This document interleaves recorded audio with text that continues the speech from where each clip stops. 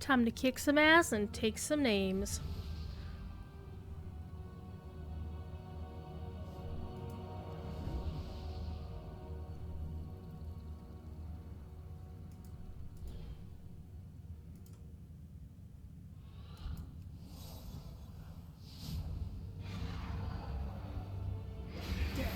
Is all that you will find here.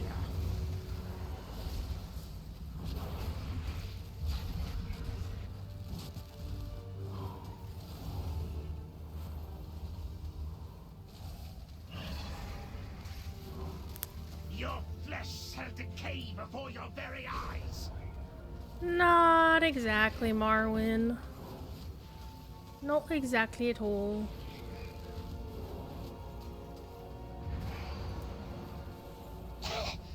Yes, run. Run to meet your destiny. Its bitter, cold embrace awaits you. Alrighty. What are we doing tonight? The last night I'll be streaming the WoW pre-patch. Hell yeah. It's been a trip. So the expansion launches on Monday. Here in the Eastern Time Zone, it'll be 6 p.m.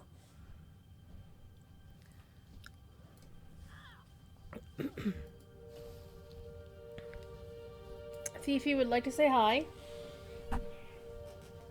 Oh, here.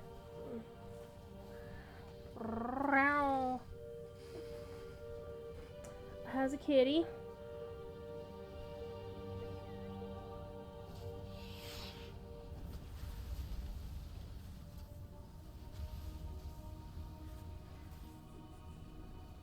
Hi. I forget exactly when they're turning off the live servers and going live with the launch of the expansion. They haven't posted a downtime. I do remember them saying that they're going to be turning off various things like this event at like an hour before launch. So it may be something where they just, you know, plop one off and plop one on. Wax on, wax off, wax off, wax on. Hi. Oh, it's a thiefy.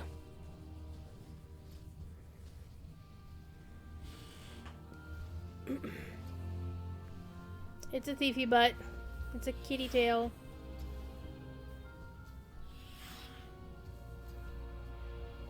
Would you? Settle down.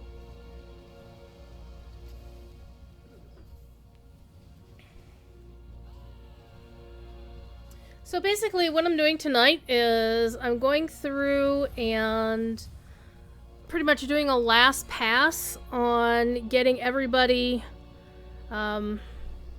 set up with... It's one thing I'm not too keen about with this pre-patch is these Scourge Stones that you see here. You see I have a big stack of these. These are currency. You take them to a vendor up here. And then you... Well, you take them to a vendor and normally you turn them in and you get this currency called, come on you, Argent Commendations, which you then turn into the guy and he'll give you gear, or there's a pet, or there's a broomstick. Not that you can fly on a broomstick, that you clean stuff with. But first of all, before you can actually hand Scourge Stones into him, you have to do this quest. The problem that I have is this quest is a daily. So if you've already completed it, during the rest of that day, the vendor, you can trade your Scourge Stones in for commendations. You know? However, if you haven't completed the quest since the daily reset in the morning, and you have a stack of Scourge Stones, you have to do this freaking quest before you can start exchanging them, which is a pain in the ass. So, I'm on the Horde side today. I've been cleaning up everything with my alliance alts. Most of them are pretty much done as far as I'm going to get them done. There's only one that I want to get to the bag for, the unique bag that's going to go away with the pre-patch.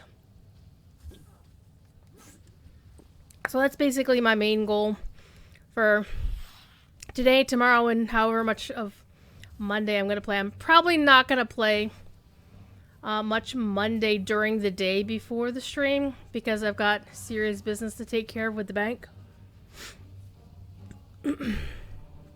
So that takes precedence on, job applications and shit like that.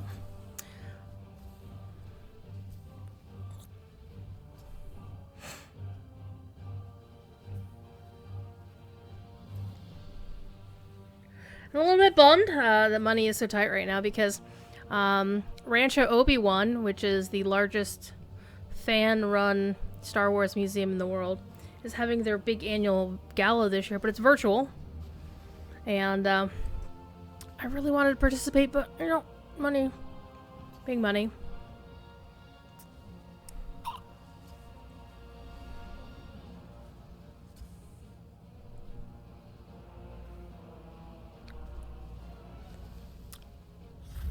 So I've been collecting the Aged Deed out of the Haunted Burrows basement thing, and as of last night, I had 8 Aged Deeds so far. And I've been hitting that deed every freaking day.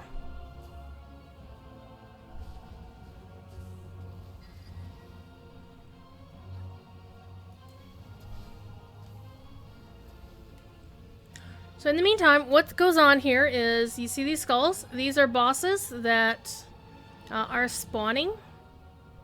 Every 10 minutes, a new one will spawn, and there's actually a course. You can't really see it. For some reason, it only appears once you've defeated a boss. Oh, here it is. Click on this guy, and this is the path that they take. And if you notice in the mini-map in the corner, it has an arrow pointing to the skull, which is where this guy is. This guy is actually the toughest boss out of all these.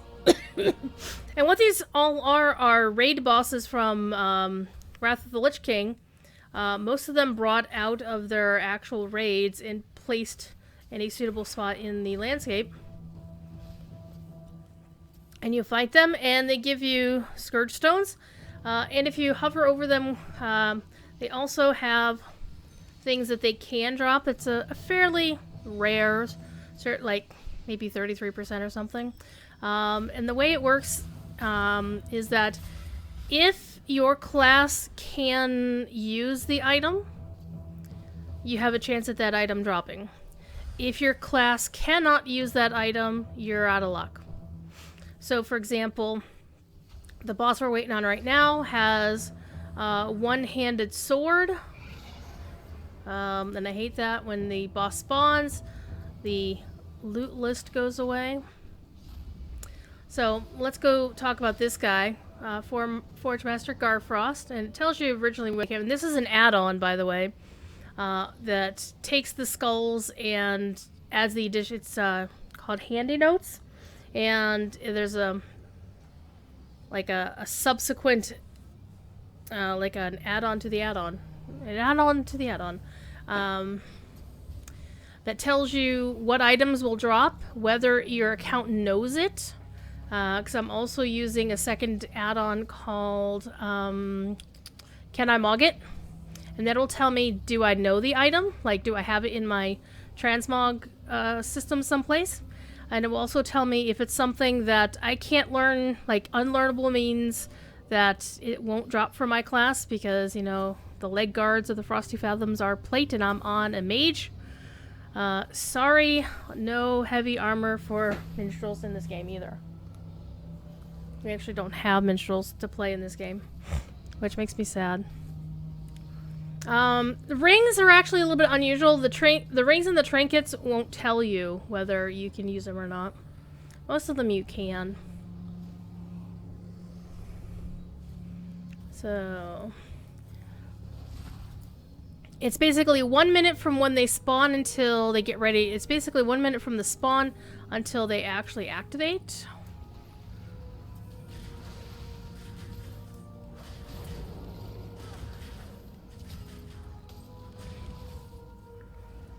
And this also tells you the path, and there's this little skull up here that will tell you who's gonna spawn next. As it says, it's not a real boss, it's just basically a post-it note. So right now, Valric is up. Let's kick his ass.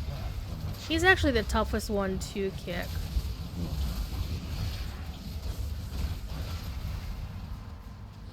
Because he has this mass fear. There. At least I know for sure that I got him. Despair.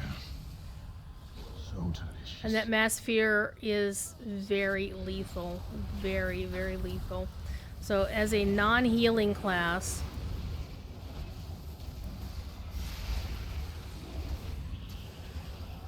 I'm probably gonna die. And the key here is basically to make sure you don't die too far away from him.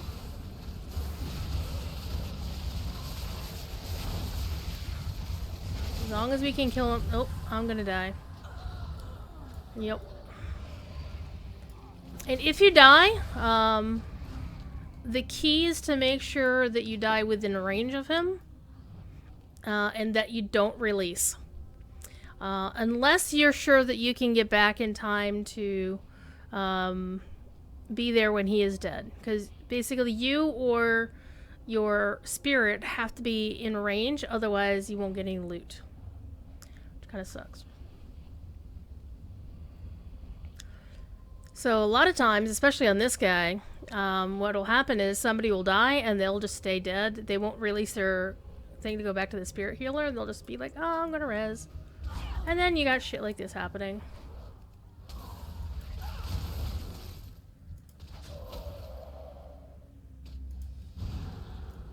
There we go. Alright, you know what I'm gonna do? I'm gonna YOLO. YOLO myself out of the way.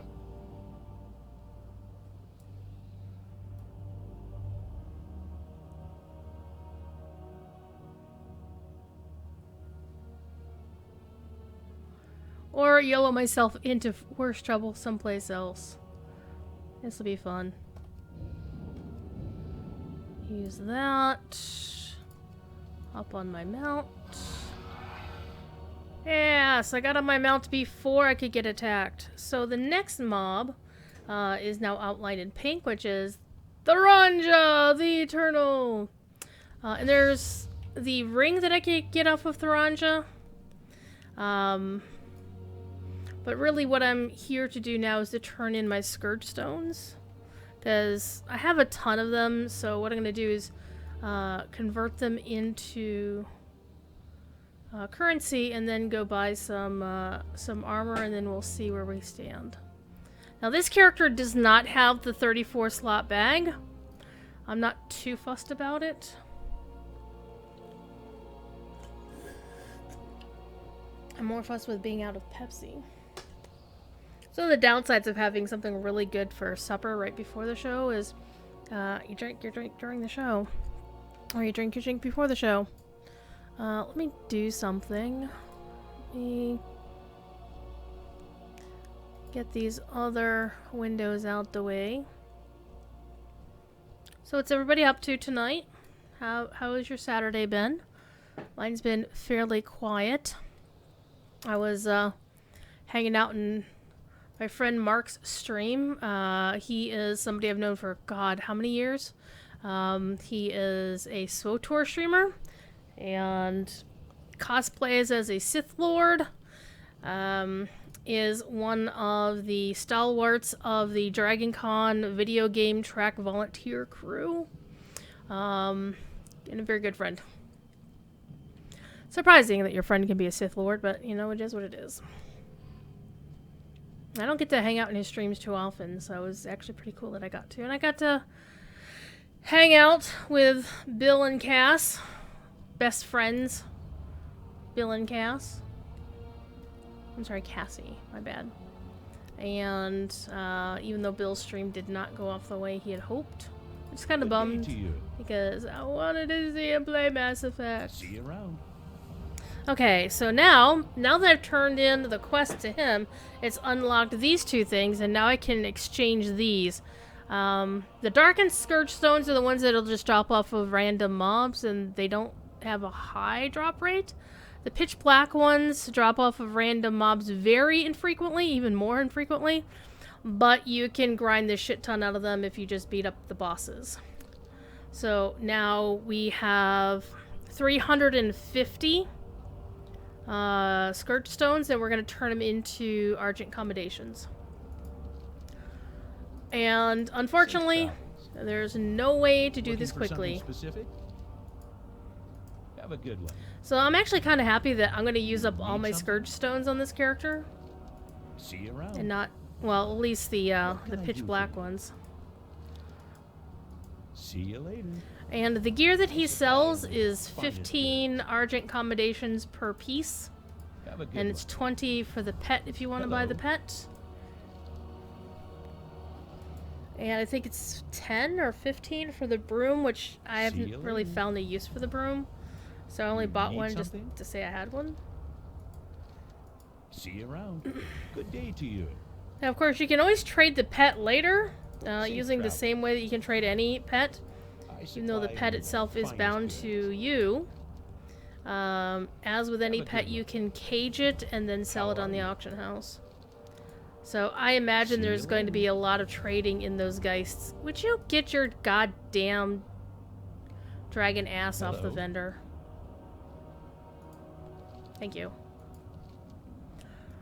And I really wish they had, like, the zone. Like, if you go over to this person, look at that. I got dismounted by going to the quest giver. I wish they would do the same for him. What can I do for you? Because it's really a pain in the ass to get shit done if, safe travels.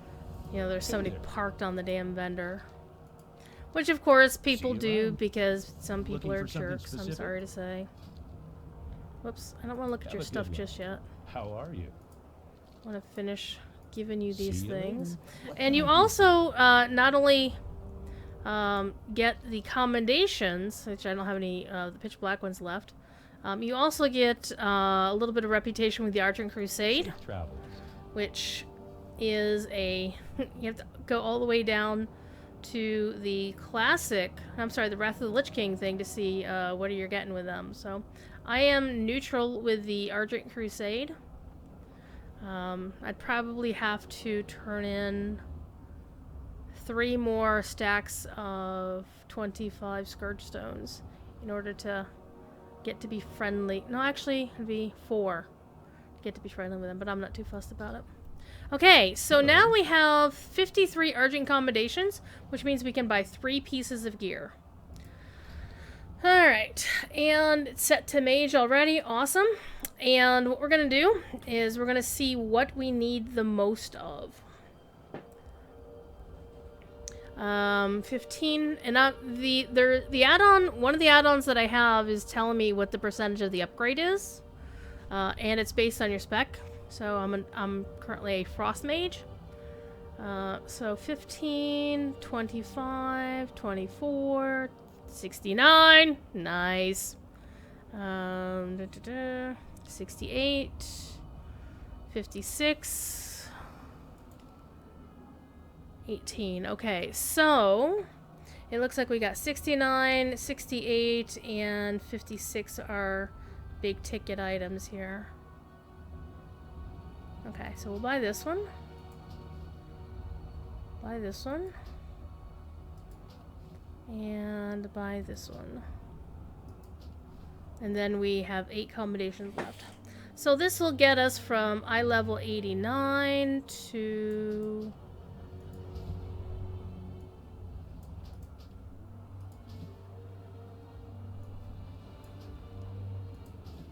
$93. That's actually not bad.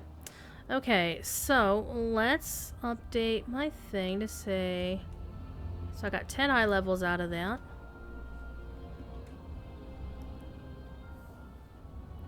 And now I need to fix my Mog, because that's what you always gotta do.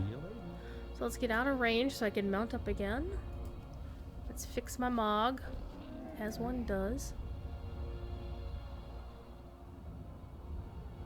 Oh, I have just the thing, Wanderer.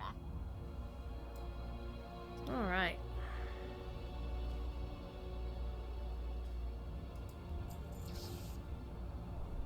Okay, basically for this character, I'm pretty much done. The only other thing that she's going to want to do or to stick around for is to get the bag. Except, does she have the bag? No, she does not. However, I have an alliance character set to be the next one I want to get the bag.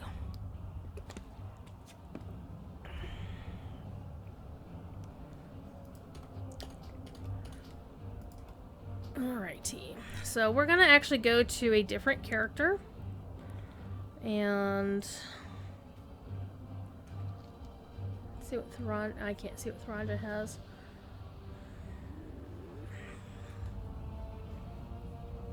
Doesn't matter. I think I'm gonna actually hop on over. I'm gonna go check my hunter first, Quicksilver. Make sure where she stands on her Scourge Stones for the day. If she's mid-quest, then I will work on her quest.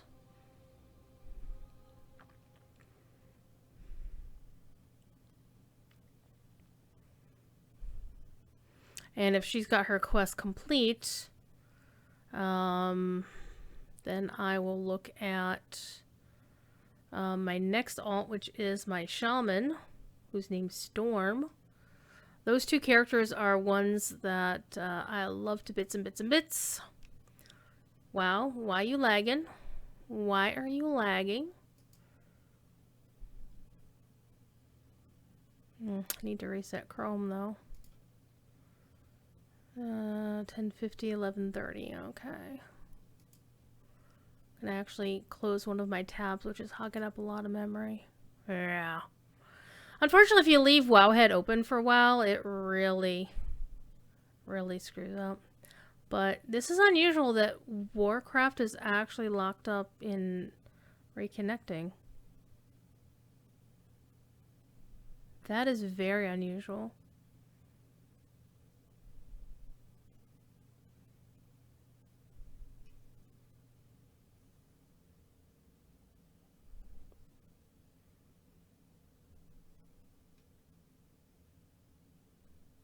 Yeah, I think it's stuck.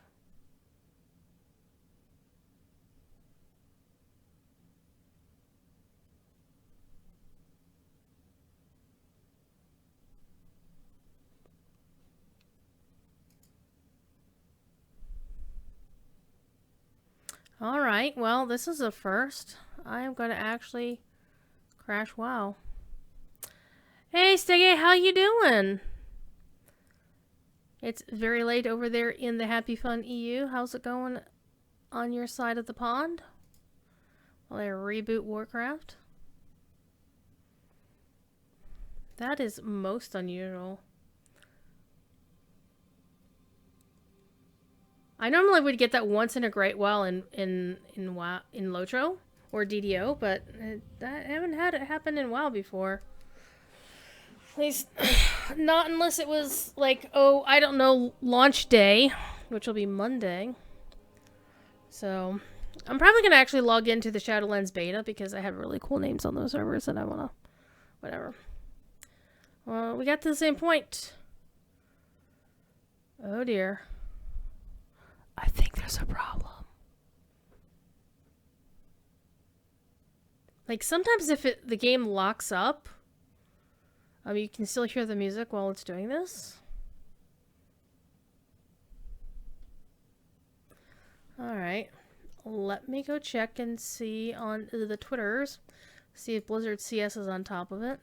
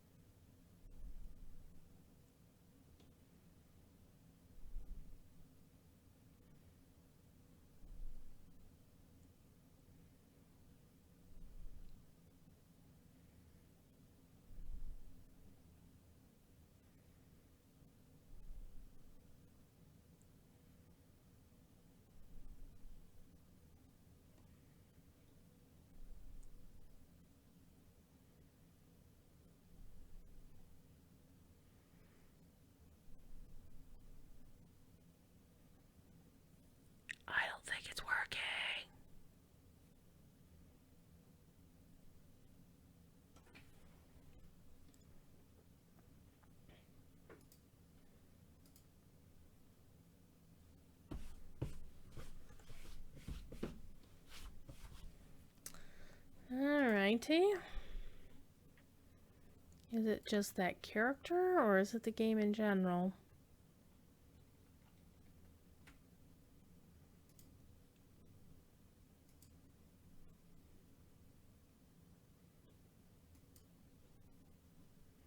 I mean, the game will actually at least let me get to the character select screen. I'll try to log into a different character and see what happens. Let's log into the shaman. It would be right about here.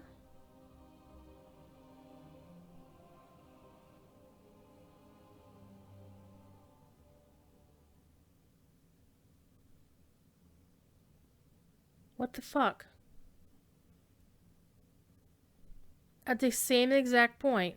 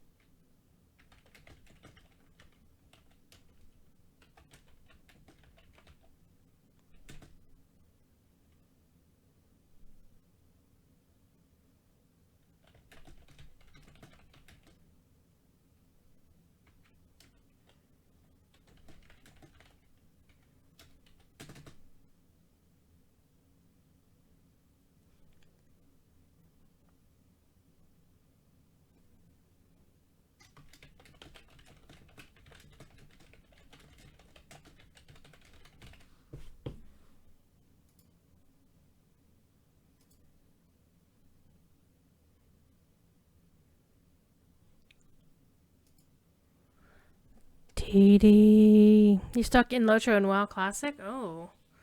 Not sure if you're gonna play Shadowlands, should you?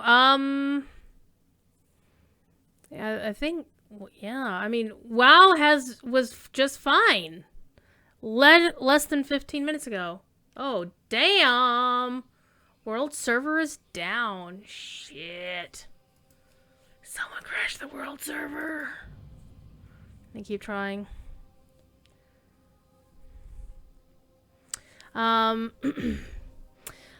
With reference to Shadowlands, I'm of two minds on it. Part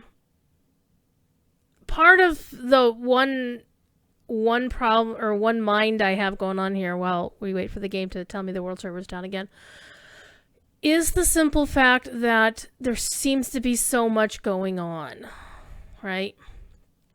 You know, we've got the new systems of the covenants with the soul binds and the covenant powers, and which covenant should you choose for your class. And there's like a chart of saying this is the best one for your class and your spec.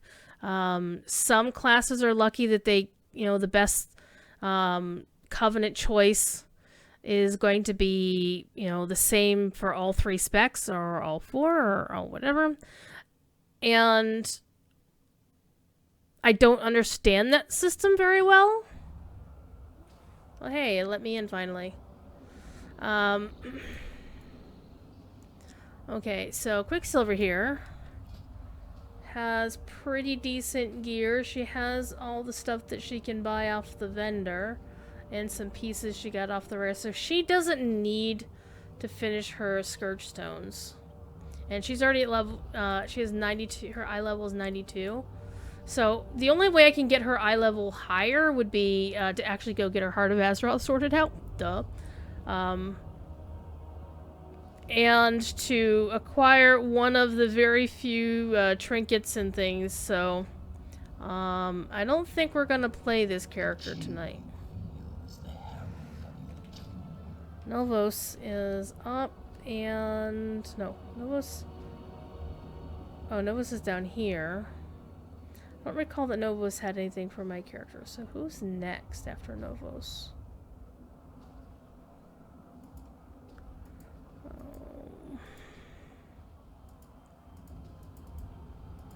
I hate when I can't actually see. Wait, I can see who's after Novus. It's Trollgore, and I don't think he has anything for Trollgore. Does have something I could get. Leggings of disreputable charms. But my gear is set for this character, so I'm gonna focus on a different character. So let's see if I can actually get in. Plago did it. Yeah, we're gonna blame Plago. So we're gonna actually switch over to the shaman, who does need gear. Her eye level is 80.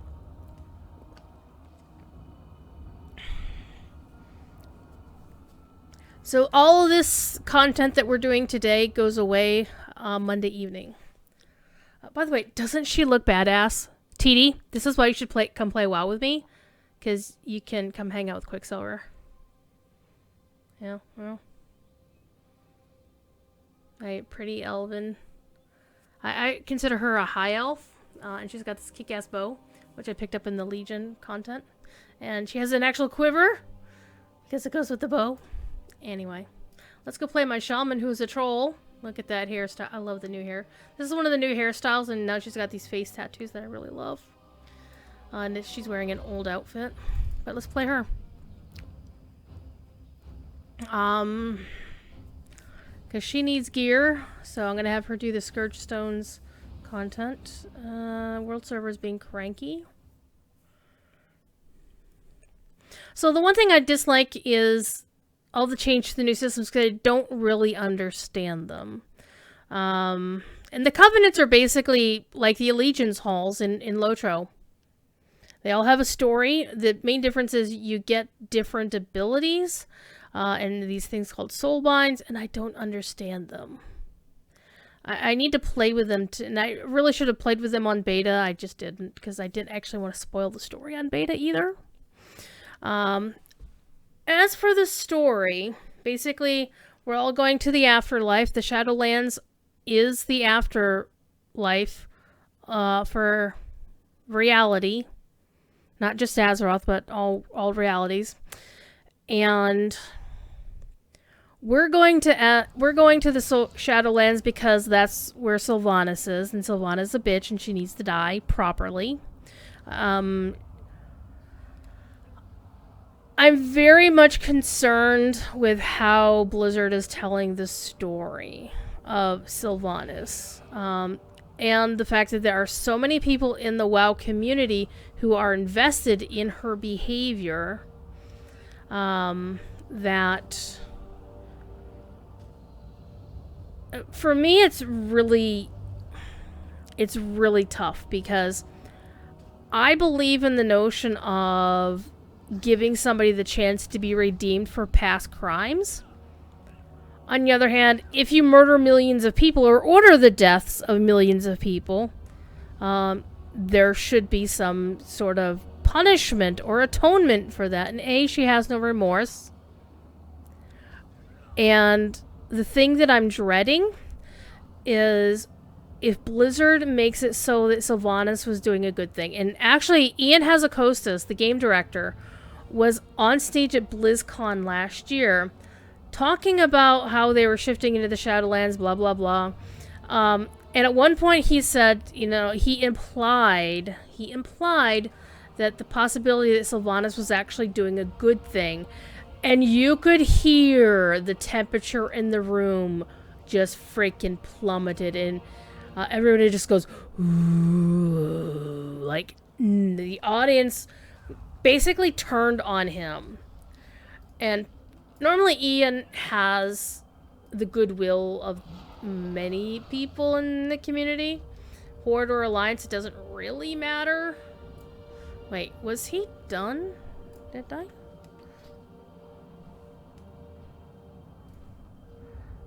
Did I get this Scourge?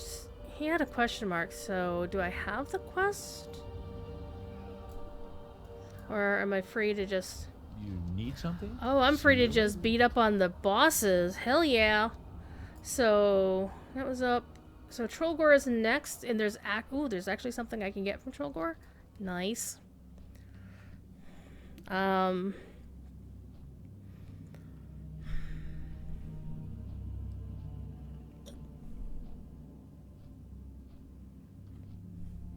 so that's one part of it.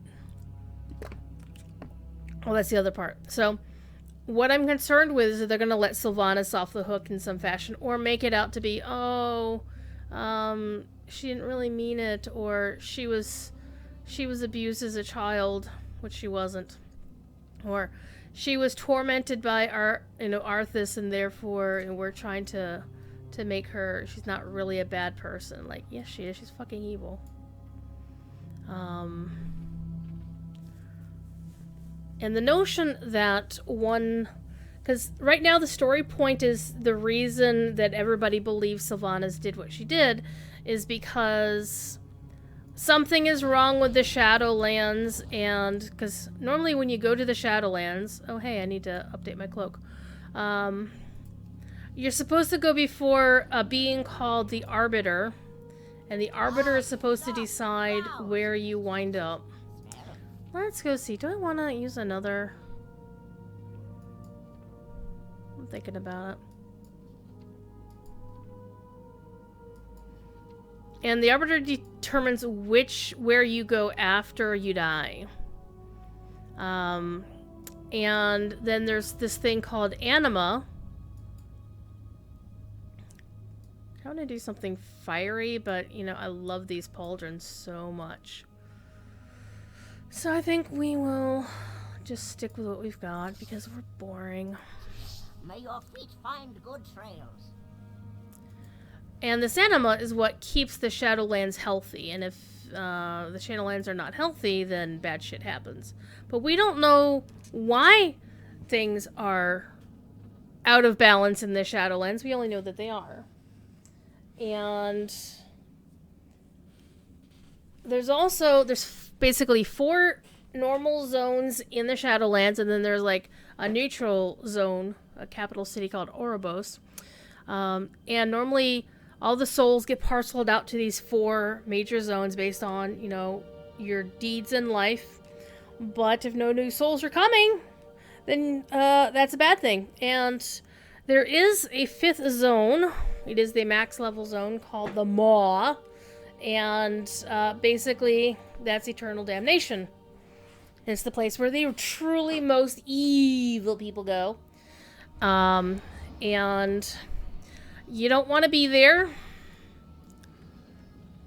Because for example, the place, the zone called Revendreth, part of their reason for existence is to take souls that are not exactly awesome and not exactly good, and, kind of get them to repent or otherwise show remorse for their deeds to basically make them better, and then they can get sent off to their actual eternal afterlife.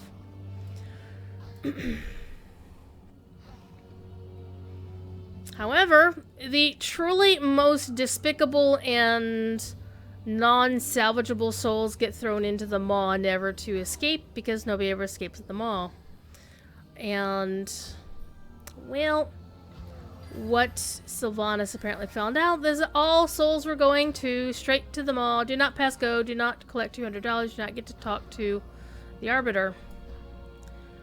And that's caused the problem with the anima not going where it needs to go and things being, in distress.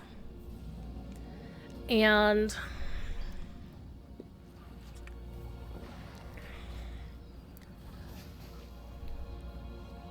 Sylvanas has some sort of dealio with the jailer, who is the keeper of the maw.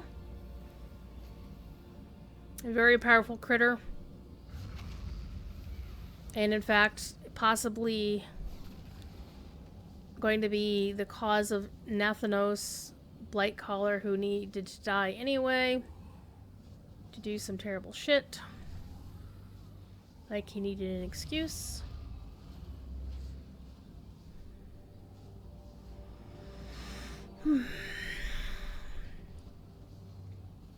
So, we don't know where the story's going to go, but I'm concerned.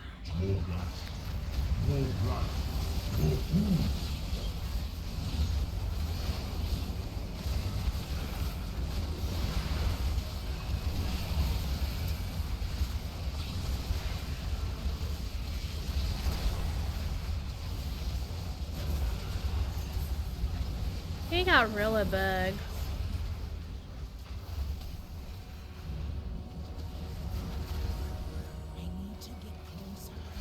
Oh man, I don't want to get closer. He's pretty big.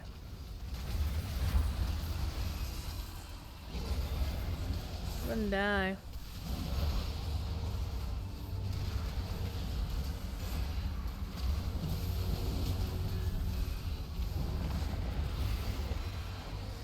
But hey, I'm a shaman. I have a reincarnation I can use. I'm gonna stand back here. I'm gonna die again. So reincarnation is a lot like revive for free in Lotro.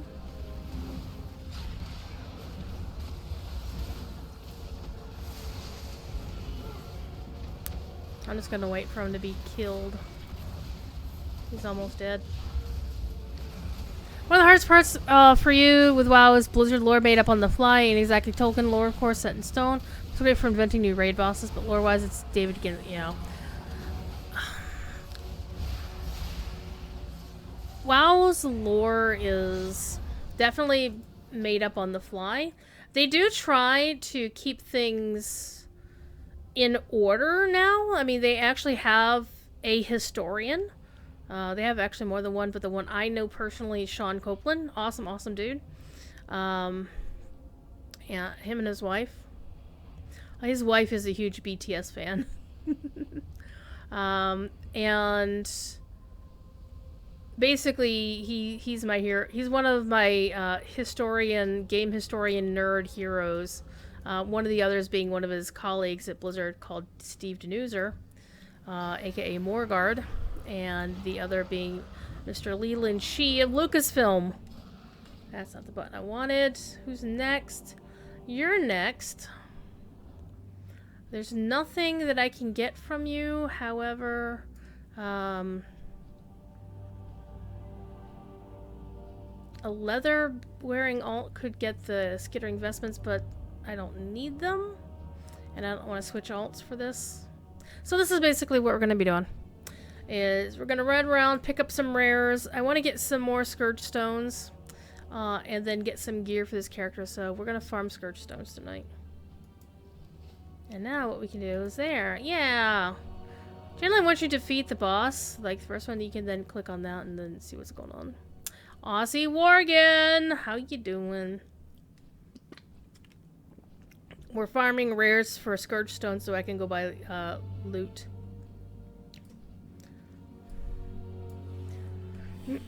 I really love this Handy Notes add-on, by the way, because it tells me who's up, who's coming up. And actually, I've had a little bit of fun these past few days, just randomly joining, like, if my server dies down, so there's nobody around to fight the bosses, and they all, you know, if you can't fight them, you can't loot them, so if you join a raid group. Took your namesake through the area as a tank. Nice. I haven't actually tanked anything, well, not deliberately, though. But I have been farming a lot of rares. I've actually gotten most of my Alliance characters where I want them. There's a few that I just did not get time to run through the quests. I pretty much have everybody set in terms of doing the story. Except I don't think I've completed the story on this character. Yeah, I haven't because I have a yellow quest marker up top. You know, we could do the story, but I'm not too fussed about it because the Death Rising feat of strength, I don't think it really matters as long as you get one of them on your account.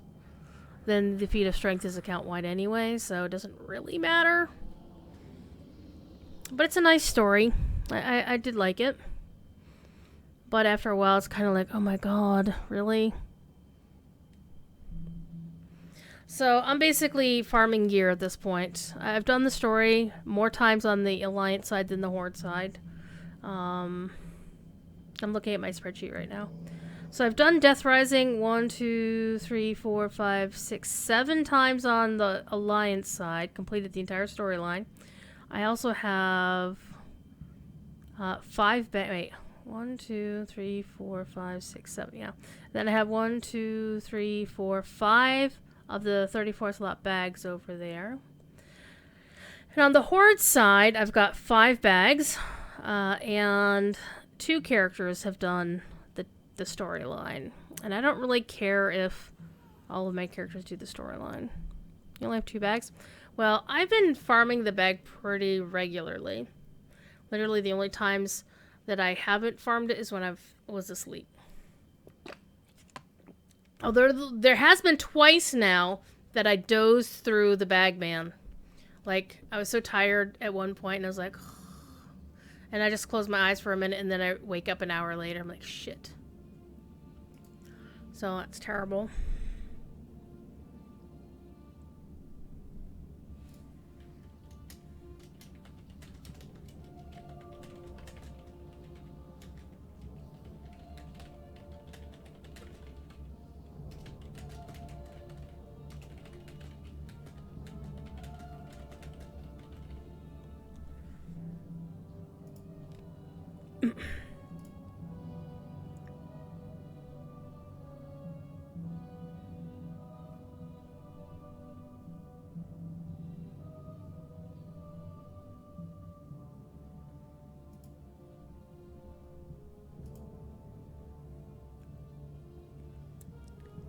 The downside is you have to wait 10 minutes for each one to spawn. The upside is you only have to wait 10 minutes for each of them to spawn. Part of the downside is the fact that if you're chasing rares, either for the gear or for the scourge stones, it takes so goddamn forever. Ooh, there's something on the next boss anyway, so we're gonna do... And I think Prince Tal'Daram is the one that I have kicked the fewest amount of times. I think Patchwork might be... Patchwork and Tal'Daram are the 2 that I really haven't hit a lot of, because this one's so far out, and this is in the cave, and, you know... Good times.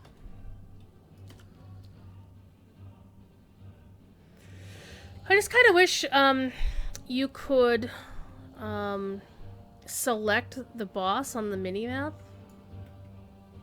But I think there are TomTom directions for it. Been getting rid of... Ooh, Titan Residuum stuff. Clean up your bags and get... See, here's the thing.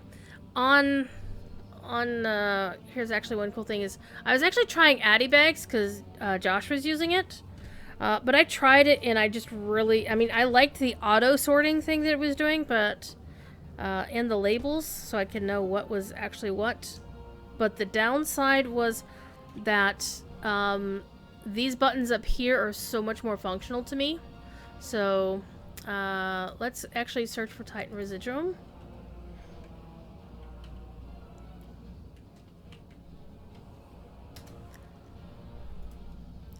My problem is I have 160 on my main. 160. And I think you can't buy a piece of gear with it until you get 175, isn't it? And my Alliance character has like 360 or something like that. So she could buy 1 piece of gear. And I haven't gone over and done that yet.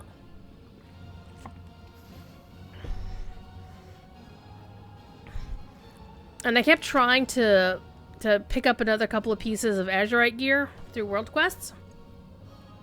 I don't think this character has World Quests unlocked. Nope. Nope. Not yet.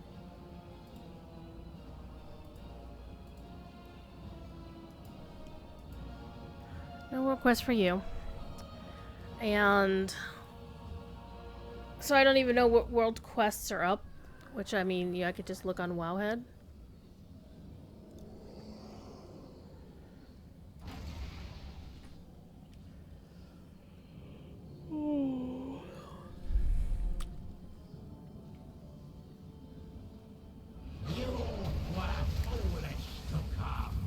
Oh, I forgot this boss was even up.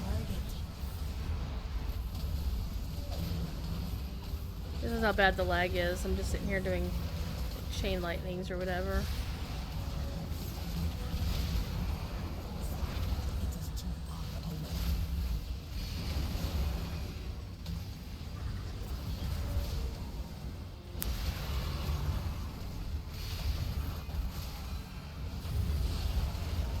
That's taking a good sweet old time.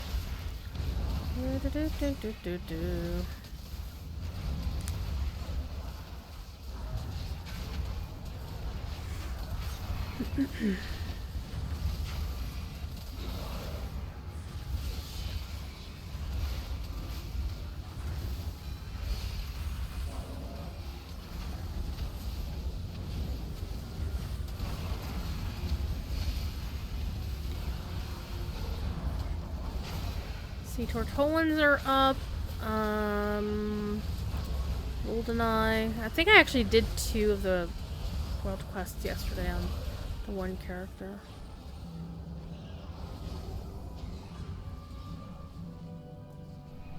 Oh, I didn't die.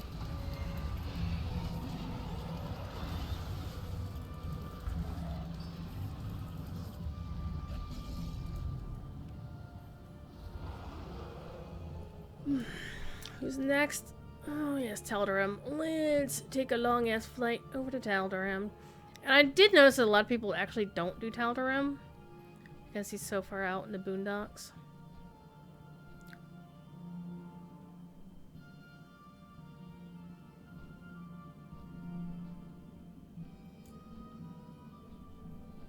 So I don't think I'll be able to pick up another piece of Azurite gear before...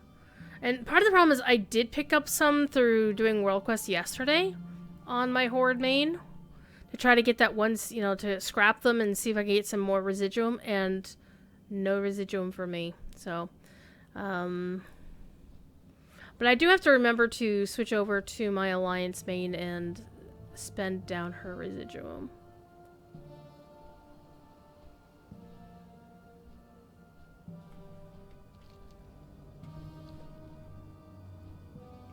We might actually switch over to her real quick if the world server will let us switch characters here.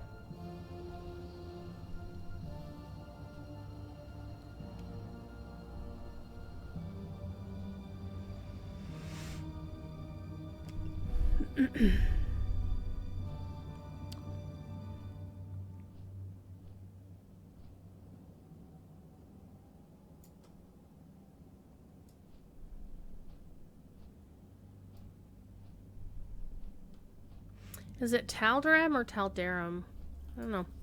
However, we're going to take a quick moment to switch back to the main and check her residuum. I believe I left her in Stormwind, so I should go to... No, actually she's in Borealis, so I just have to find the vendor.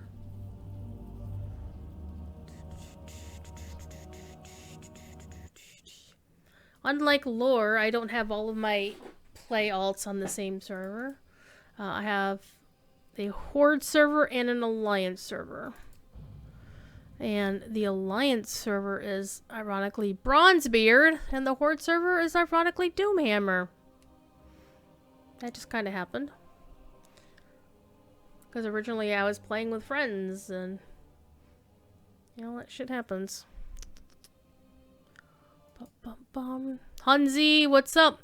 Do you think they'll allow us access to Mythic Plus cache early this week? No.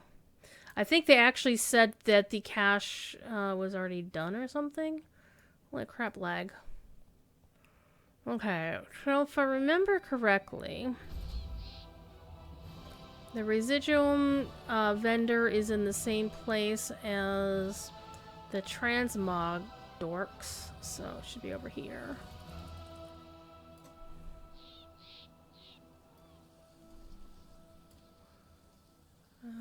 Yes. I am looking forward to our negotiation. Okay, so I can basically buy one of these, and if I recall correctly... See, I got 320.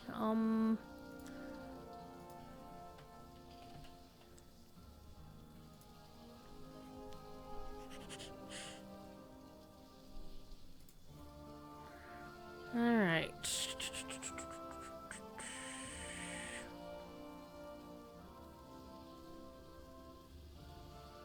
Okay, scrapping or disenchanting an item will only yield Titan Residuum if the item meets all of the following criteria.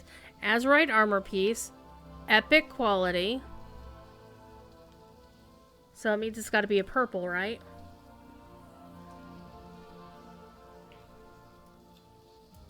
I really need to spend down this character's stuff. I actually might take her in before it ends, and, well, actually, no, I don't think I'm going to. I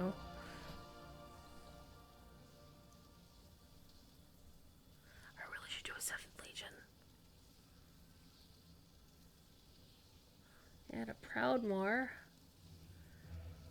Yeah, as soon as I got exalted with Rustbolt, haven't done dick with them.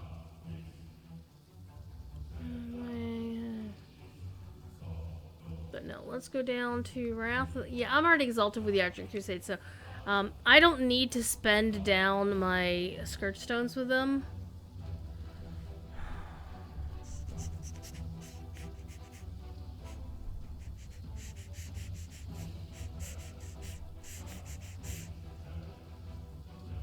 I think it's the purple, right? Okay. So,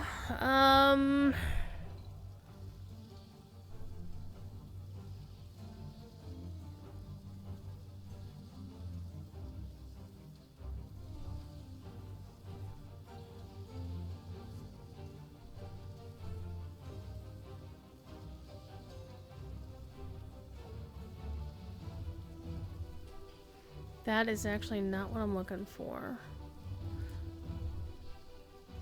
Let's read the guide.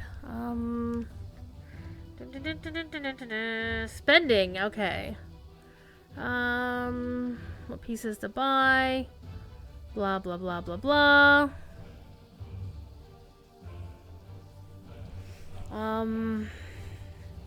There was a news post about Titan Residuum.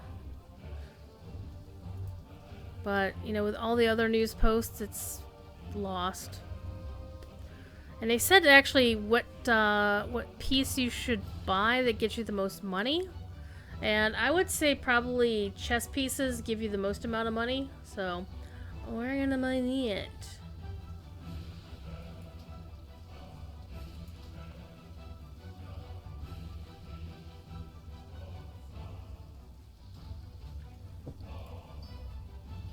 Oh, I didn't mean to use that because this went in here.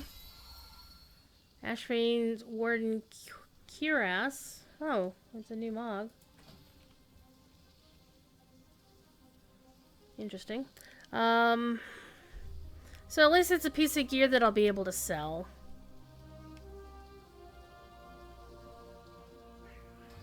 Hi, kitty. Anyway, let's switch on back to the Horde alt.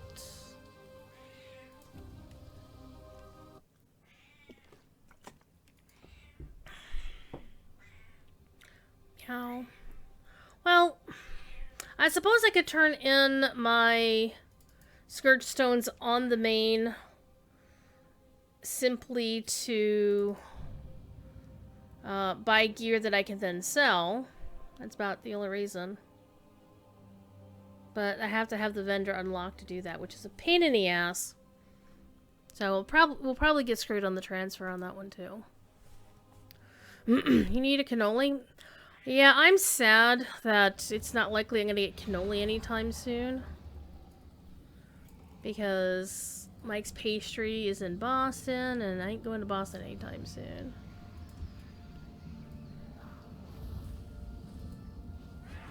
Ain't nobody going anywhere in this country anytime soon unless they're completely stupid.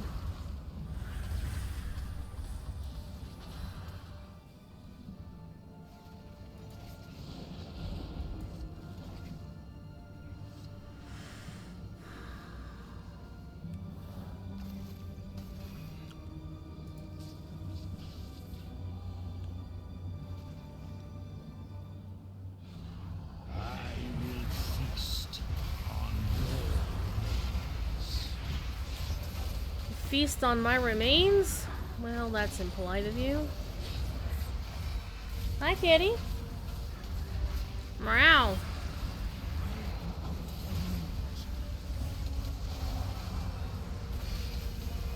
Move a little closer and maybe do a chain heal on people. Because I'm a nice shaman.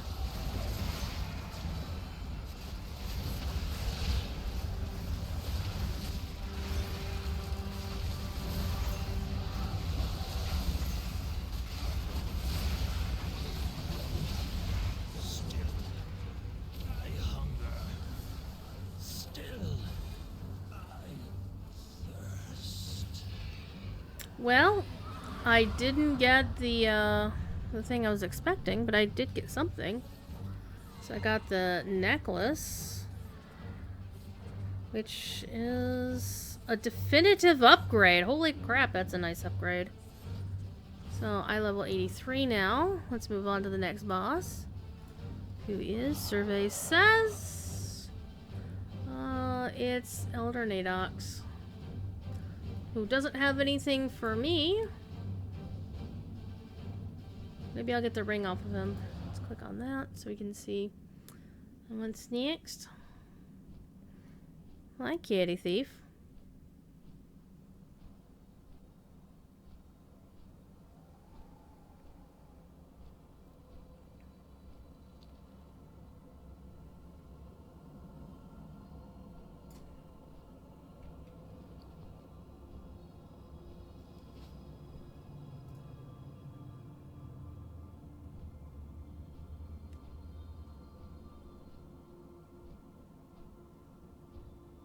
I don't know if you can hear him, but he's right here.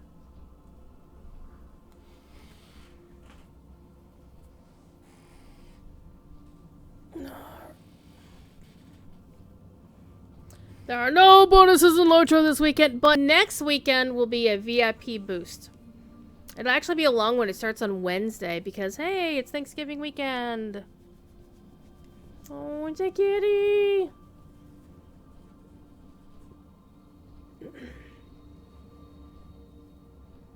Ponton Finberry, how are you, sir?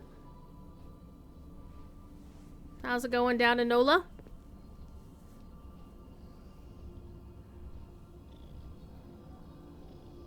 Nolans? Actually, Nolans isn't NOLA, because NOLA's like northern Louisiana.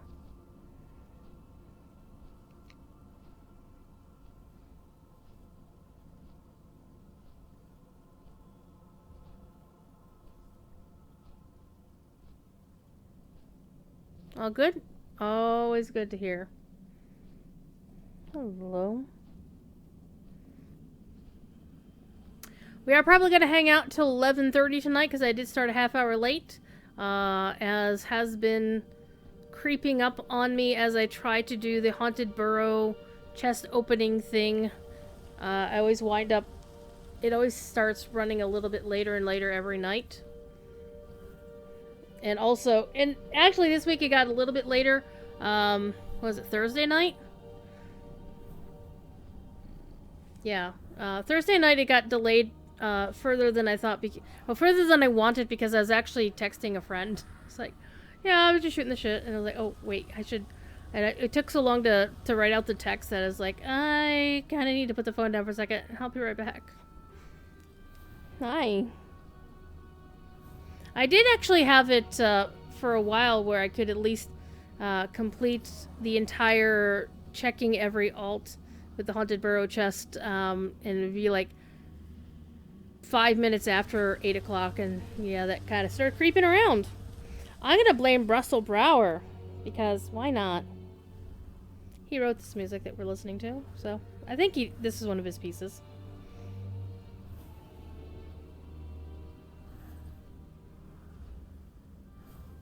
Right.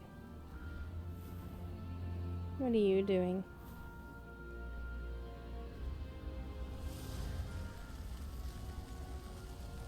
What's going on, Thief?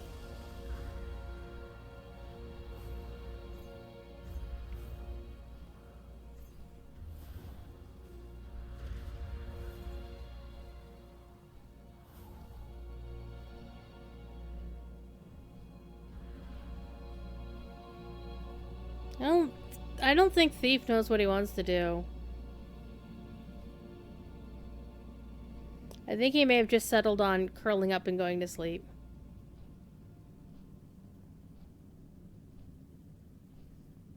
Hmm?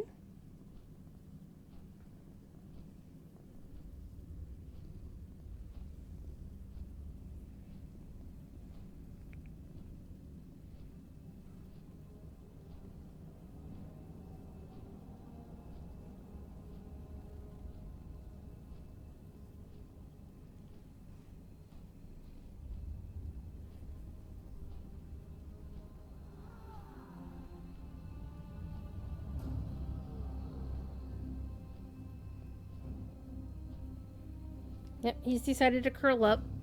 He's trying to make biscuits. And this, boys and girls, is why I wear a hoodie. Because the hoodie and plus claws are much better than clothes plus claws.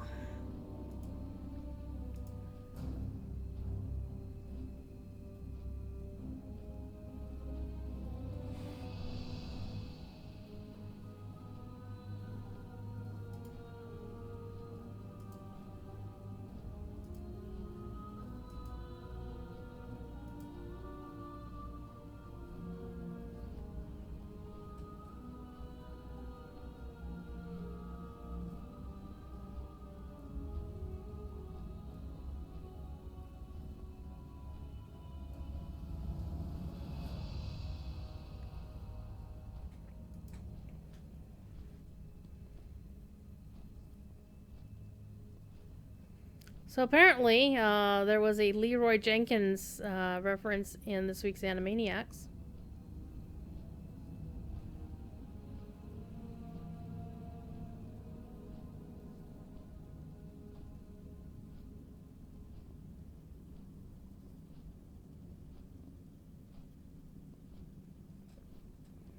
And there was also a reference to a band called Steam Powered Giraffe, which the band members were like, is this deliberate? Is there somebody on the show team who's a fan? Now I'm like, it's possible because I have a friend who's in the comedy music scene versus the steampunk scene, which is what the Steam Powered Giraffe is all about. And he probably knows the band, or knows of the band, or likes their music. And he did storyboards on the episode, so it's possible. Or it's equally possible that one of the writers on the band, or one of the writers on the show is a fan of the band. Or it's possible maybe they just did Googling for some reason. But it seems very specific to mention Steam Powered Giraffe and not be a deliberate reference.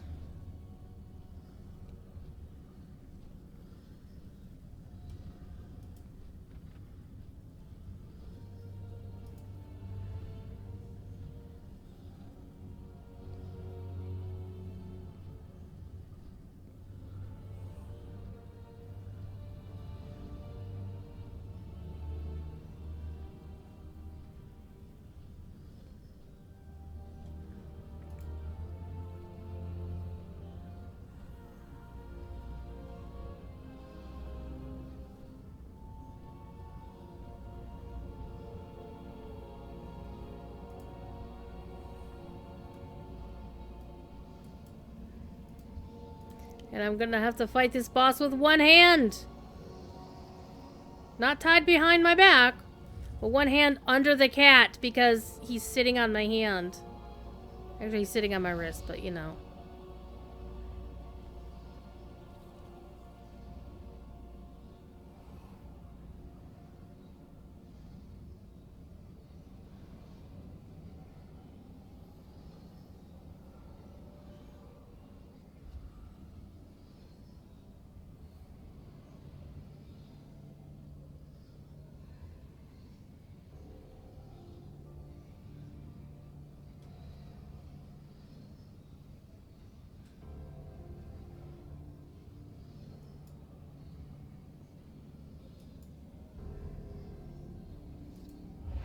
The secrets of the deep shall remain hidden.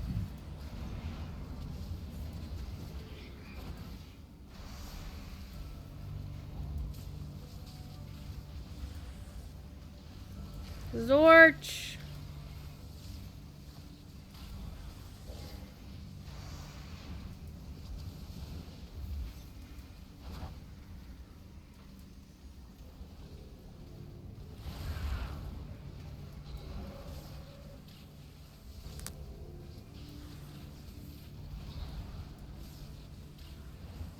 I need to get closer.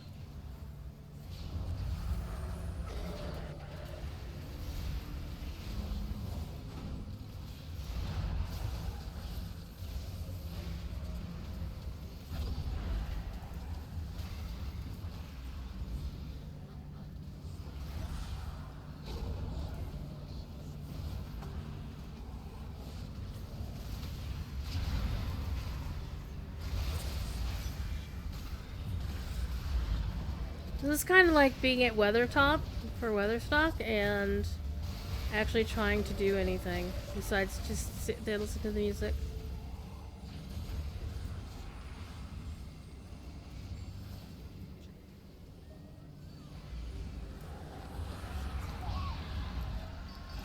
I got the ring. Give us the ring. So, let's get up out of the mess. And this will replace a 60 or a 50. Well, we're gonna replace the 50.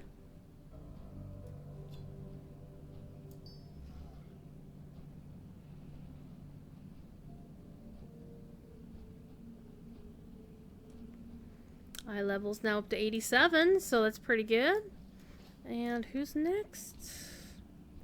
That's going to be Noth, the Plague Bringer. Maybe I can get the ring off of him too. And got 121 stones.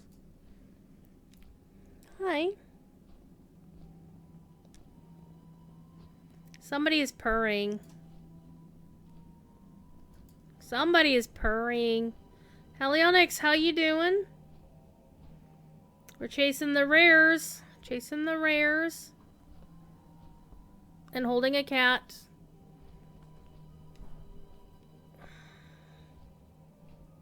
No, you don't want my orange. You don't want the remains of my orange. I promise you, cat, you don't want the orange. But I do. I will eat the remains of my orange from breakfast.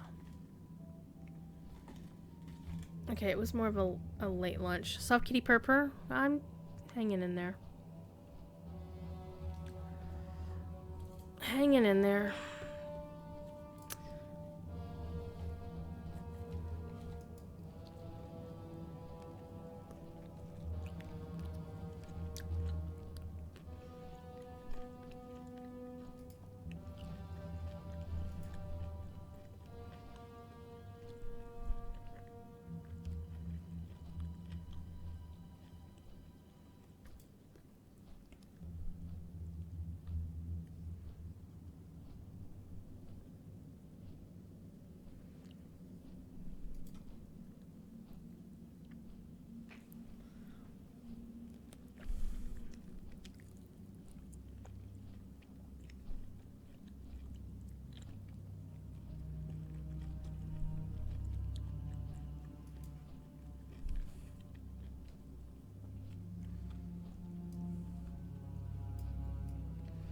Just having a chill evening tonight.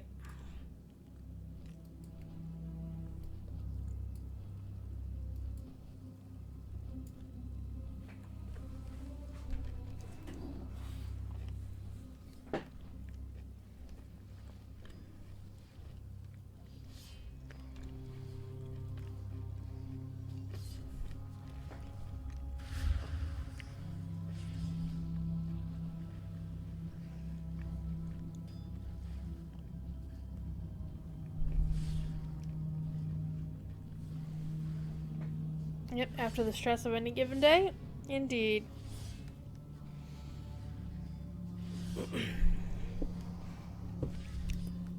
Am I ready? No. As the demon hunter once said, I am not prepared. I mean, I am, but I'm not. Like, I'm happy with what I've got so far in the event. I wish I could have done what Laura did and gotten one of every kind of class to level 50 before the end of Shadowland, or the end of Battle for Azeroth, but this wasn't gonna happen. Because basically my choice was level alts or come up here and get gear for the alts I plan on actually playing. So I've decided to focus on gear for alts I'm actually gonna play. And I can still level alts later. It's just I won't have the 16% XP boost with the anniversary. And I really, really, really hate the fact that the anniversary is overlapping with the pre-patch event.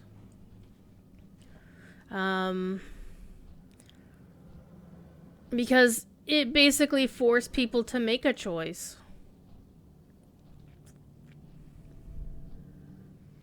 It's like, well, I wanted to level more alts, but I still have 5 of them that I never got to cap. On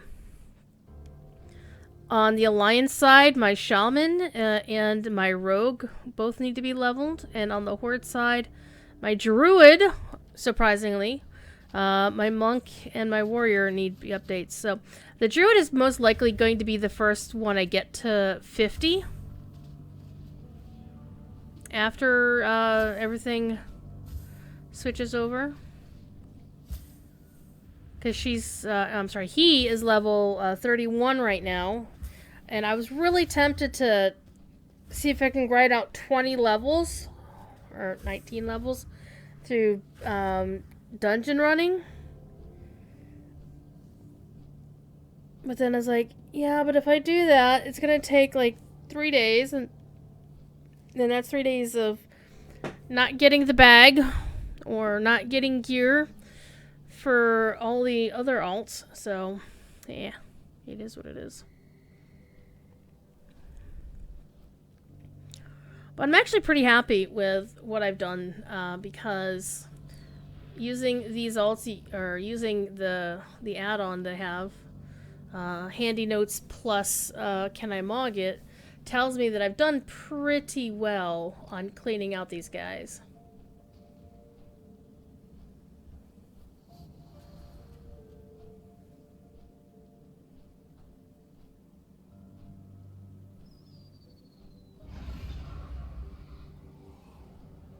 I haven't actually gotten the Accursed Keepsake on 2 different characters. I didn't even realize I'd had it on one of them.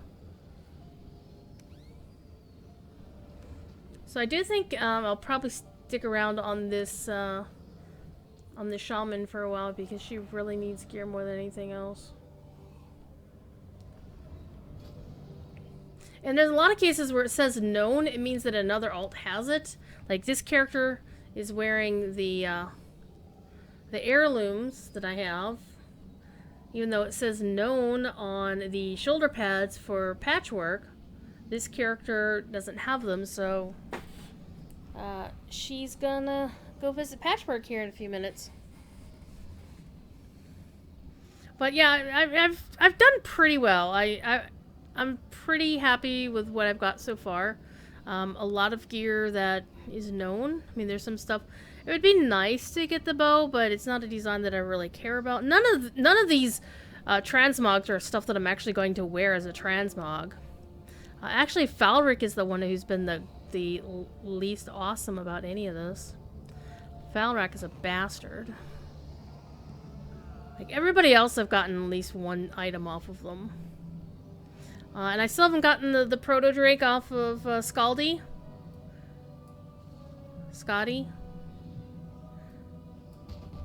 Skatey. But I'm actually okay with it, because it's still apparently, you know, it's still gonna be part of his drops in... See, that person's a dick. It's still going to be dropping off of him as usual in Utgard, so I don't really care.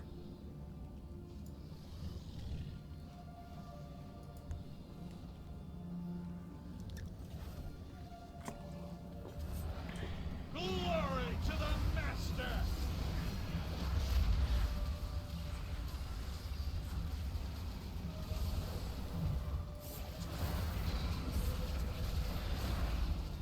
And part of the problem with all these freaking effects, I always lose my freaking cursor.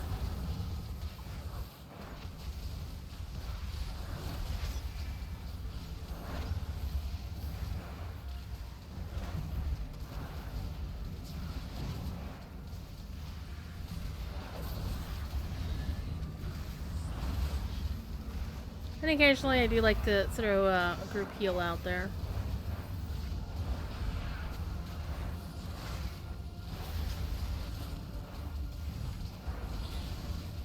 I will serve the Master in death!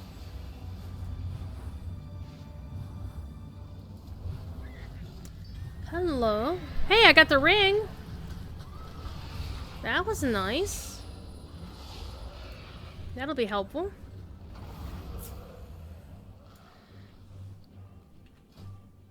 Oh, and I got the accursed keepsake.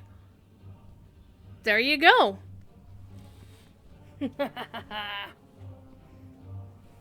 So, I've got 2 of them on this server, and I've got at least 1 on my other server, so that's not bad.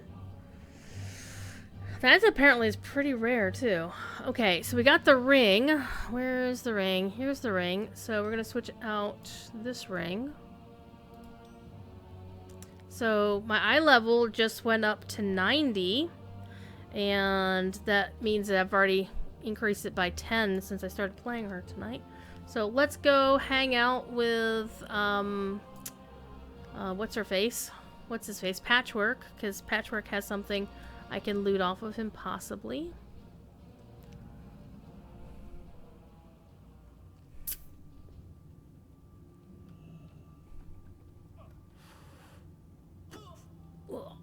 And so Patchwork is actually the hardest one to get to and to get away from. And especially when things are lagging. And you have all of this mess in here. It's going to be all the lagging going on.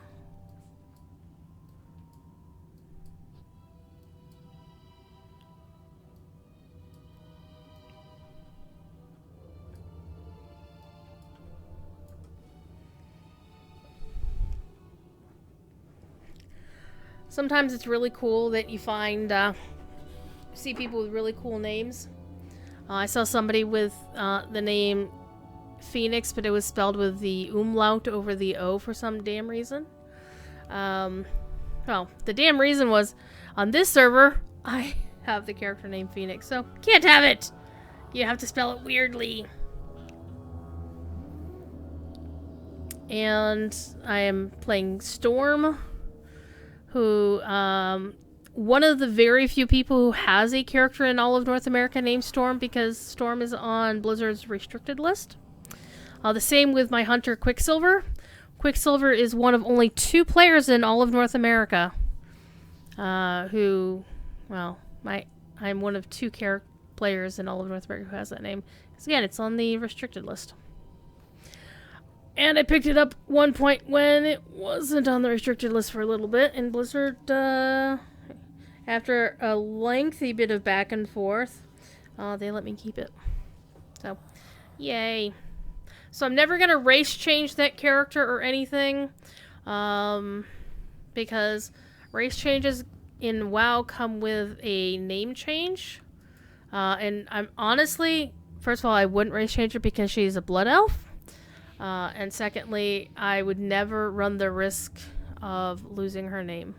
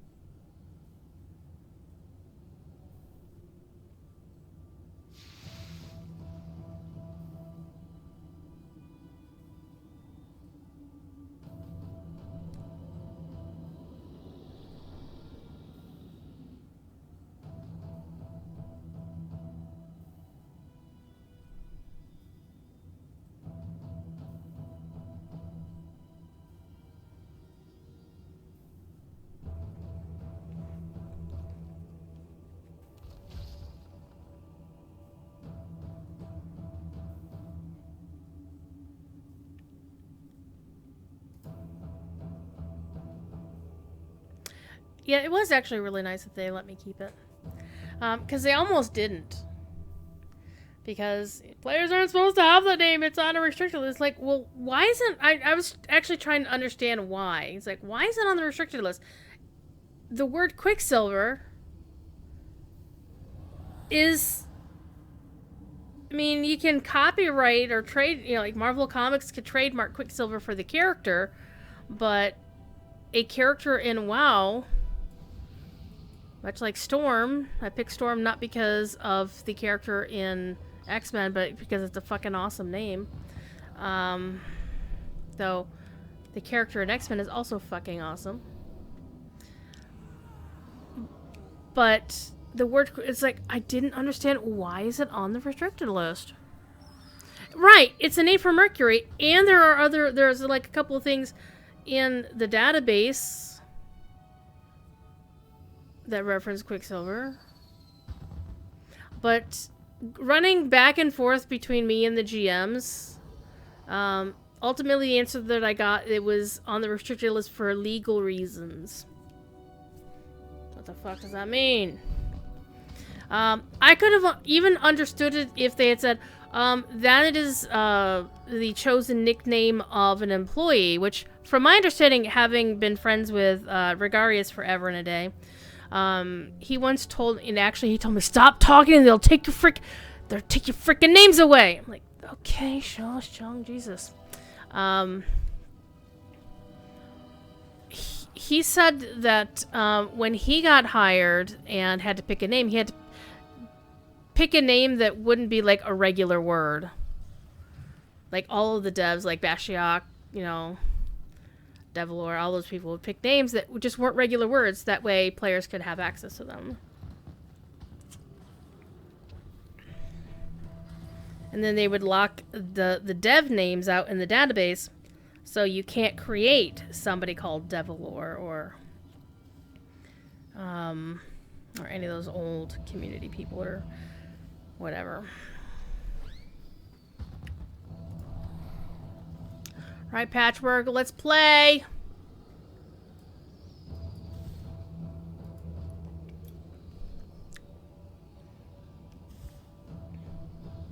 So somebody in my Discord, smart ass that they are, was it my Discord? I'm pretty sure it was my Discord, made a comment.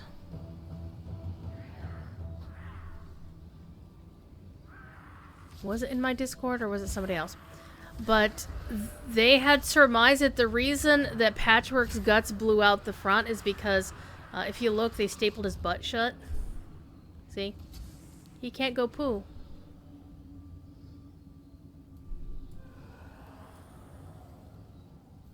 Just like Kage is Derp Kitty, you have Derpy Kitty? Right. I saw that.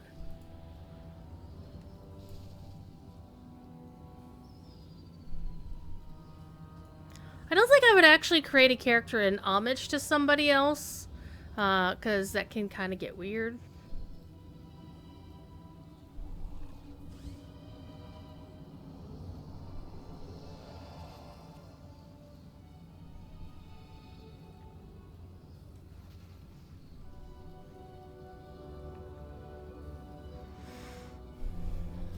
If I were to create a character based on somebody else, it would be a fictional person. Like, for example, I have a meme where in all my other games, I create a character who is as close as I can get to making them look like and named after Tyrion Fordring, because Tyrion's my home slice.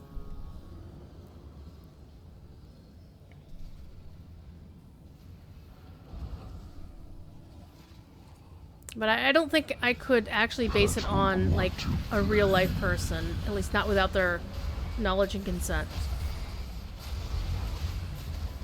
But that's just me. I don't make people do things that I wouldn't do necessarily. You do you, dude. I ain't gonna worry about it. No, I'm gonna worry about it. Oh my god, the lag! It was actually so bad earlier today, and actually late yesterday too. It was horrible. Where I would fire off a command, and it literally would appear like a minute later. Like, we had the mobs that would spawn at the exact right time, right? And it would take so long for everybody attacking and all the commands to go through that by the time we got done, it was like 8 minutes past the initial spawn time. which in normal circumstances, if the things were going through correctly, the mob would have been down at like 4 minutes after time. So it's like, there was actually cases where we weren't done killing the one boss before the next one was spawning. It was very weird.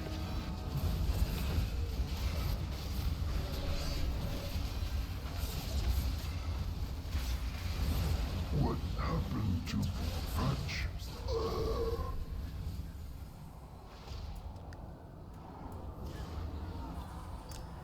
More skirt stones for me! Woot! I like the champions who, or not the champions, but the... You know what? I can do this. Ghost wolf! I can be a ghost wolf. The warriors were just leaping across that gap so they don't have to make the run all the way back out.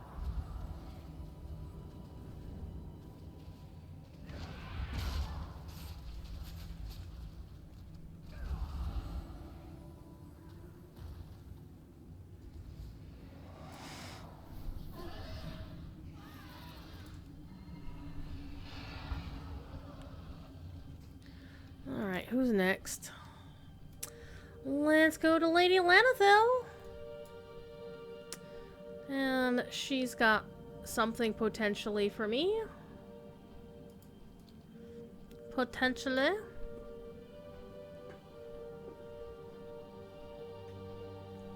And we now have 191. Sweet.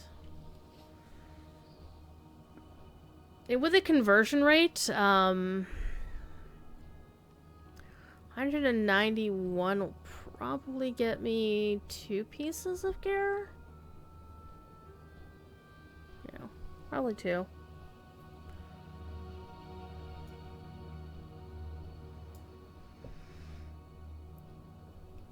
And I was actually originally considering, back in the summer when we had the 100% XP before the pre-patch started and the level squish happened, I was thinking of leveling like 1 or 2 alts here in Icecrown, and now I'm like, I don't wanna.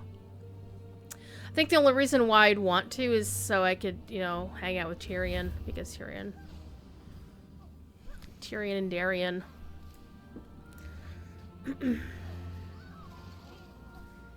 Because doing the quests in Icecrown are fun. It's a little bit of a back and forth and, oh, are you on the right phase kind of deal, but it's questing with Tyrion!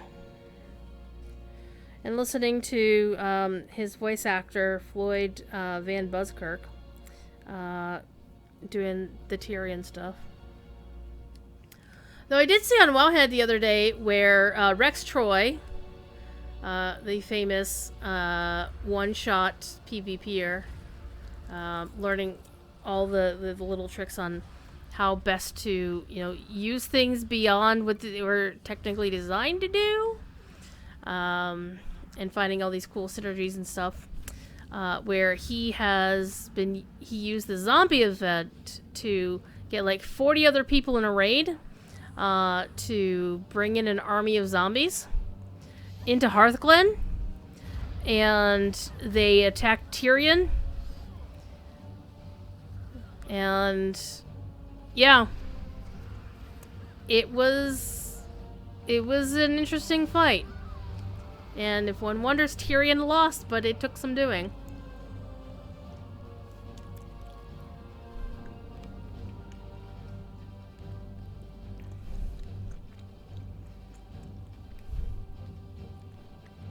And honestly, if you ask me,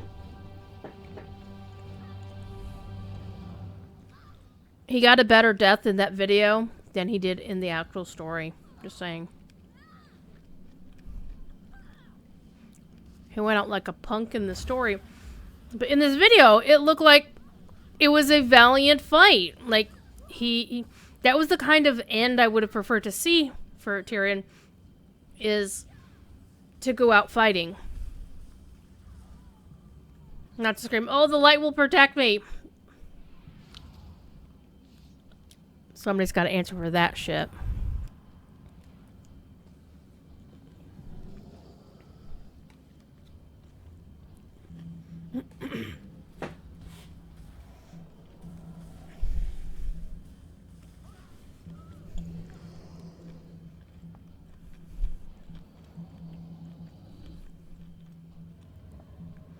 Paladin players get the Ashbringer because Tyrion is dead. Shaman players get the Doomhammer because Thrall's like, fuck this, I'm going to go live with my wife in Nagrand in Outland.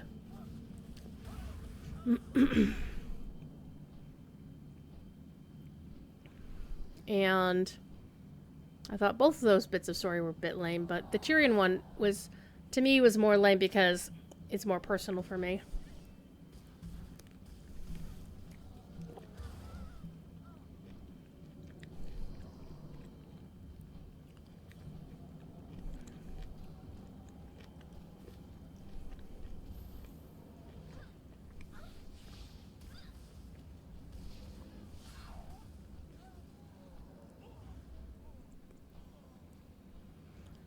But the thing about deaths in stories like this is they don't all have to be sensible deaths, right? I'm not saying, oh my god,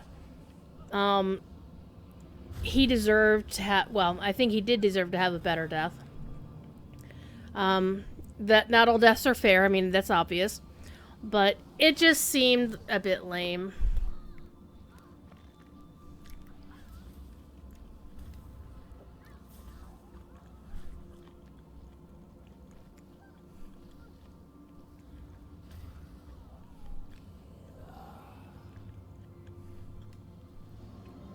It was yet another one of those cases where they let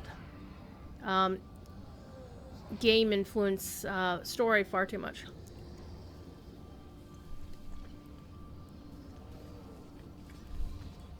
Like, oh, we need this plot point to happen in the game.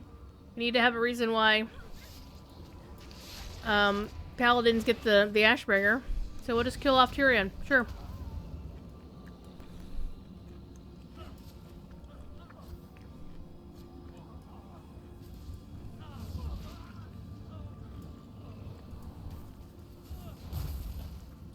And what's worse, I do not have a target.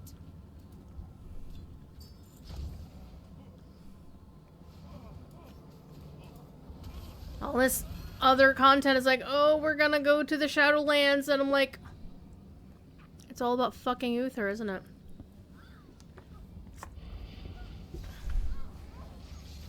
It's like, here's with the storm. The tutorial starts with Uther. Everything's all about Uther. Because he was the first paladin. I'm like, I don't care! He's boring! I mean, Uther isn't even an interesting character. I mean, Alexandros Mograine was a more interesting character. TD has to crash! Oh no! Good night, TD. I'll see you tomorrow. Maybe. I might pop an alt in to listen to the show tomorrow night. No promises though, because it does take up some resources. Come on.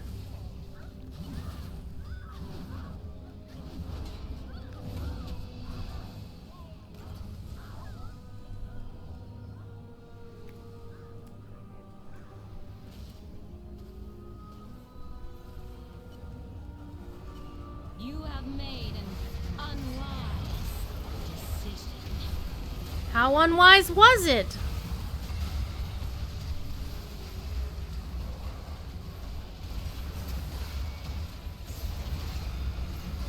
Apparently it's very unwise because the lag is horrendous.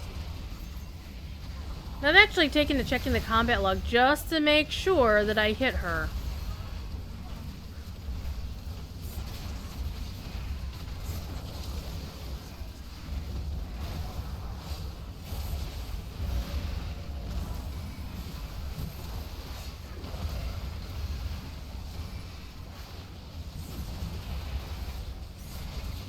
I forget what spec I'm in.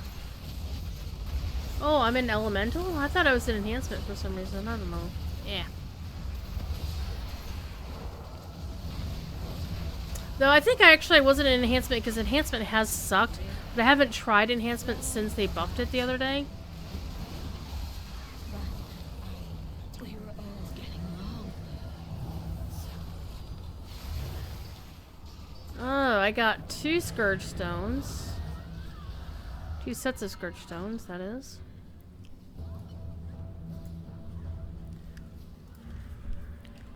Who next? Professor Putricide. Good news, everyone!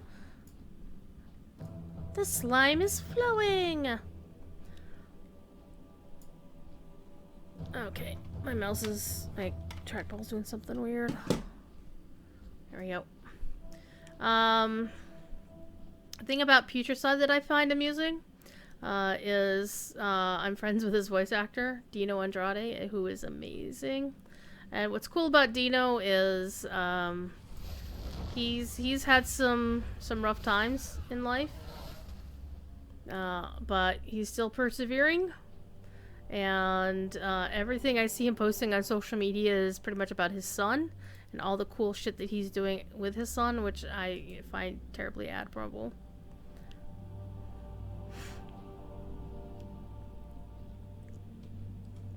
And my friend Cherry Bobom is posting pictures of her cats in Discord, as you should do.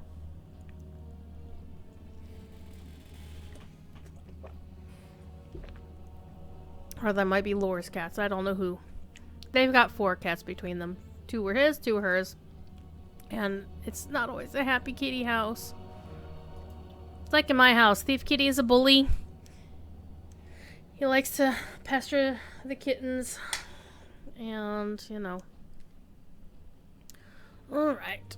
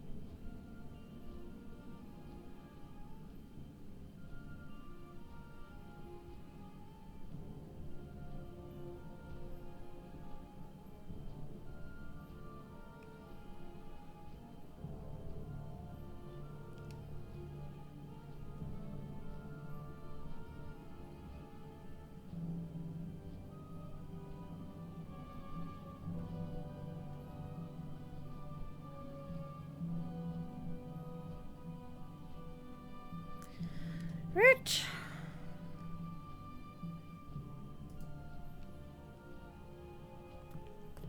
Ba, ba, ba, bum. And I believe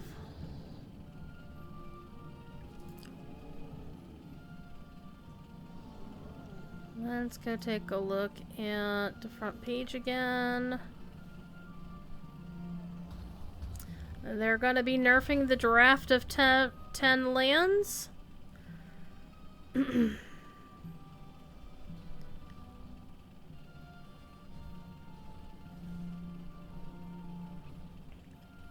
Because people found out if you partied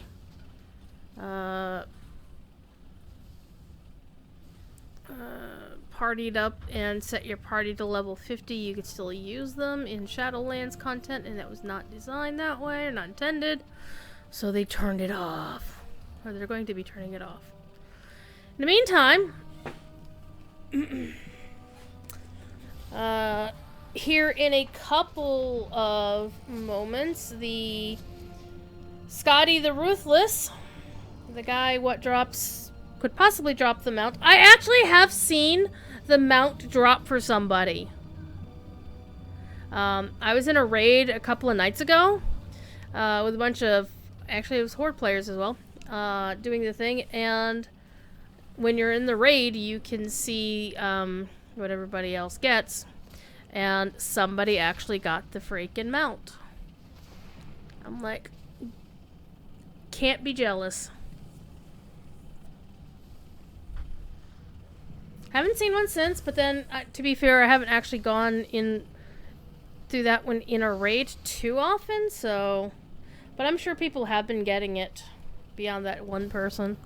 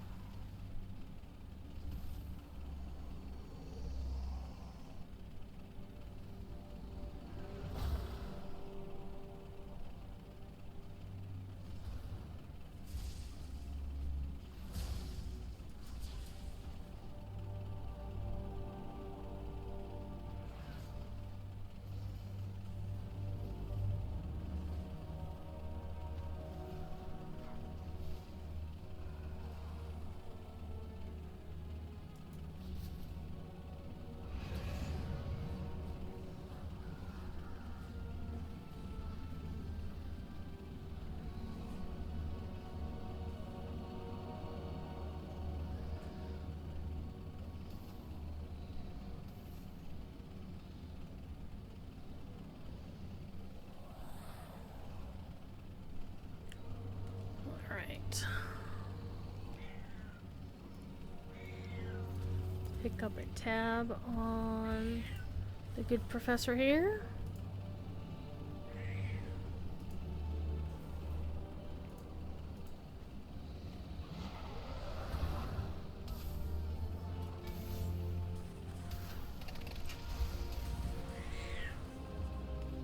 Hi.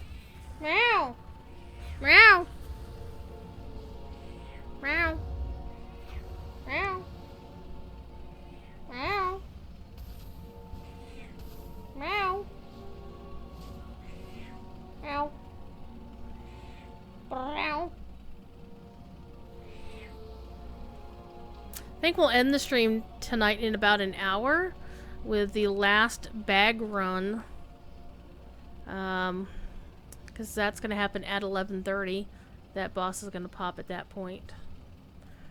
And that'll work out well with how much time we'll have been here.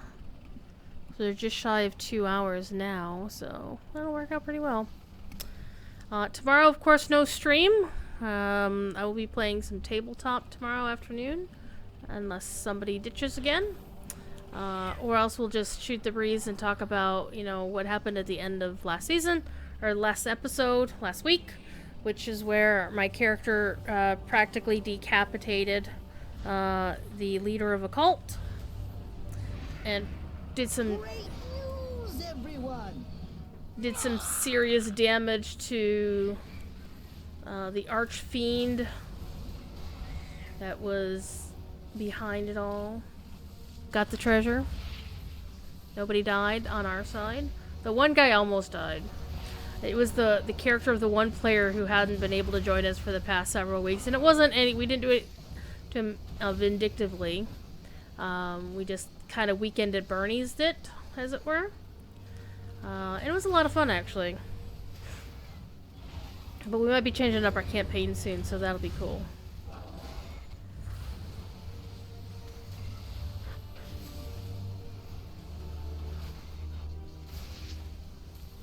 What are you doing, kitty?